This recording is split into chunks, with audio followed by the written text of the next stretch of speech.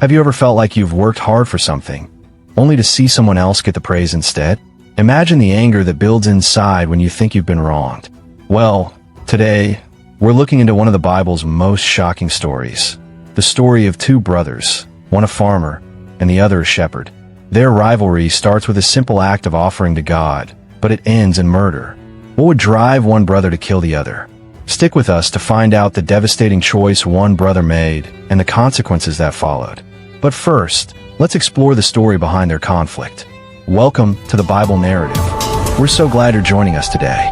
This channel brings the Bible stories to life in a way that's easy to understand, relatable, and engaging for everyone, no matter where you are in your spiritual journey.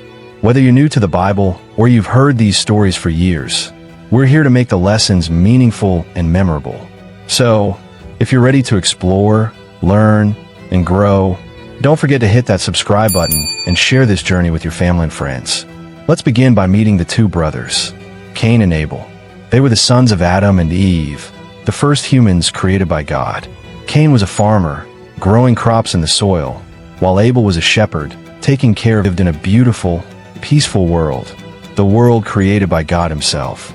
But as time passed, both Cain and Abel brought offerings to God to show their love and thanks. Abel, being a shepherd, brought the best lamb from his flock, the finest of his sheep. Meanwhile, Cain brought an offering from his crops, but it wasn't the best of what he had. It was just some of his harvest, nothing too special. Now, God accepted Abel's offering, but he rejected Cain's. Why? It wasn't because of what they gave, but the heart behind the offering. Abel gave his best, a heartfelt offering that reflected his love for God. But Cain's offering didn't come from the same place. He didn't give his best, and God saw that. This was the beginning of Cain's jealousy. Cain's heart filled with anger. He couldn't understand why his offering wasn't accepted, while his brother's was. The jealousy grew inside him, burning hotter and hotter. Instead of turning to God for guidance, Cain let the anger control him. God noticed the change in Cain's heart and warned him, "Why are you angry? If you do what is right, will you not be accepted? But if you do not do what is right, sin is crouching at your door.